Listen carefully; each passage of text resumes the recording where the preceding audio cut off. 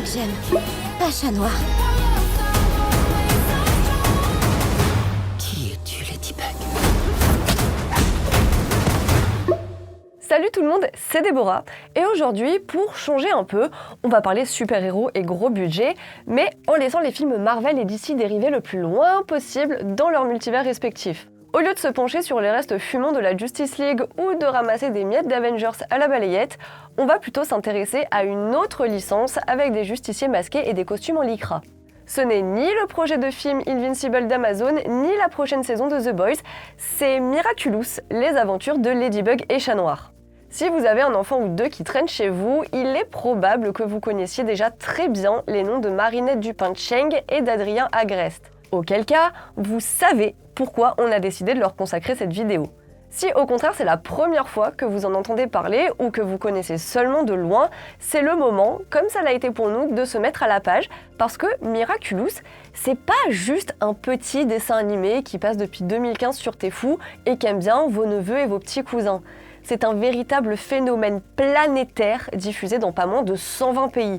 C'est aussi un monstre d'audience et de merchandising qui a formé autour de lui une solide communauté de fans et pas seulement chez les moins de 12 ans, ce qui fait que cette série d'animation a déjà sa place dans la culture populaire parmi les Ulysse 31, les Mystérieuses Cités d'Or et autres Goldorak. Ça peut paraître un peu fort de café dit comme ça, mais vraiment, je pèse chacun de mes mots. Pour être honnête, j'ai beau adorer l'animation sous toutes ses formes et glander très souvent dans les dessins animés, il y a de ça quelques mois encore, je connaissais pas du tout cette série, ou plutôt je la confondais avec les Pyjamesques, que je pensais être une sorte de spin-off de Sam Sam, mais en fait rien à voir. Sauf qu'au début de l'année, on a appris qu'un long métrage d'animation en 3D tiré de cette série était en préparation pour une sortie en salle, ce qui a naturellement attiré notre attention, surtout avec un budget annoncé de 80 millions d'euros, et vous avez parfaitement entendu. 80 millions d'euros, c'est tellement anormal comme budget qu'on serait presque tenté de dire dollars à la place d'euros.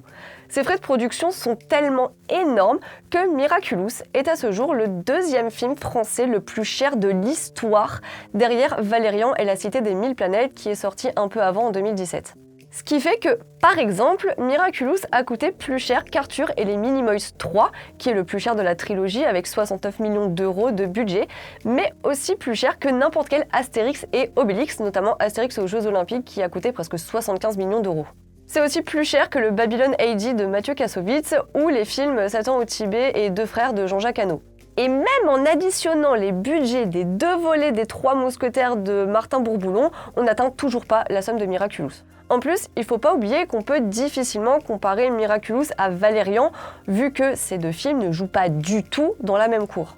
D'un côté, on a un blockbuster à presque 200 millions d'euros de budget, soit environ 230 millions de dollars, mais surtout une coproduction internationale qui a impliqué la France, mais aussi les États-Unis, la Chine ou encore l'Allemagne. C'est un film signé Luc Besson, donc un réalisateur déjà exporté sur d'autres marchés, notamment anglophones, avec un casting américain à l'affiche qui comprend Dane DeHaan, Cara Delevingne, Clive Owen, Ethan Hawke et même Rihanna pour un petit rôle, même si c'est pas ça qui a sauvé le film au box-office, mais bon, ça c'est une autre histoire. De l'autre côté, même si la série Miraculous est une coproduction entre la France, la Corée du Sud et le Japon, le film, lui, est une production française. Il est réalisé et coécrit par le français Jérémy Zag, qui est aussi producteur de la série, et produit par On Entertainment, une société de production cofondée et dirigée par le producteur français Haton Soumache, pardon pour la prononciation, après fusion de plusieurs labels, et dont la maison mère est le groupe audiovisuel français Media One. Donc, pour trouver un point de comparaison plus juste, c'est plus compliqué parce qu'on se rend bien compte que Miraculous n'a tout simplement pas d'équivalent en France. C'est un long métrage adapté d'une série d'animation, ce qui n'a rien d'exceptionnel en soi, même pour une coproduction internationale. Dans le même genre, on a déjà eu les films Totally Spies, Titeuf, Chasseurs de dragons, Les As de la jungle ou même Sam Sam. Ils ont aussi eu droit à une sortie en salle, mais la grosse différence, c'est que leur budget était compris entre 1 et 15 millions d'euros, donc à des années-lumière des frais de Miraculous. Et si on regarde l'écart de budget entre Miraculous et le deuxième film d'animation le plus cher en France, c'est aussi un gouffre immense. Alors, en laissant de côté Arthur et les Minimoys, qui comprend aussi des prises de vue réelles, jusqu'ici, le film d'animation le plus cher de l'Hexagone, c'était Le Petit Prince de Mark Osborne pour la pas modique somme de 52 millions d'euros. Encore en dessous, on a Astérix, le secret de la potion magique, le film d'animation le plus cher de la série qui a coûté environ 33 millions d'euros. Au pied du podium, on a aussi Pourquoi j'ai pas mangé mon père qui a nécessité 31 millions d'euros pour être entièrement tourné en capture de mouvement. Même le prochain film d'animation Astérix d'Alexandre et Boyan devra se contenter, entre guillemets, d'une trentaine de millions d'euros, alors qu'on parle d'Astérix, une des plus grosses franchises tricolores, si ce n'est la plus grosse. Du coup, en prenant en compte tous ces éléments, est-ce qu'on peut dire que Miraculous est le plus gros blockbuster franco-français de l'histoire de France ? Eh bien oui. Et tout ça nous amène à une autre question, qu'est-ce que vaut le film, tout simplement ? Honnêtement, je savais pas trop à quoi m'attendre pour ce genre de budget, mais j'ai été plutôt surprise. Pour donner rapidement mon avis, j'ai trouvé le film très abouti sur le plan technique, avec une animation très fluide, de belles textures qui changent pas mal de la version télévisée où forcément tout est plus plat et lisse. Il y a aussi de belles utilisations de la lumière et des décors beaucoup plus riches, avec toujours un pari de cartes postales où les monuments les plus célèbres se retrouvent au corps de plusieurs scènes.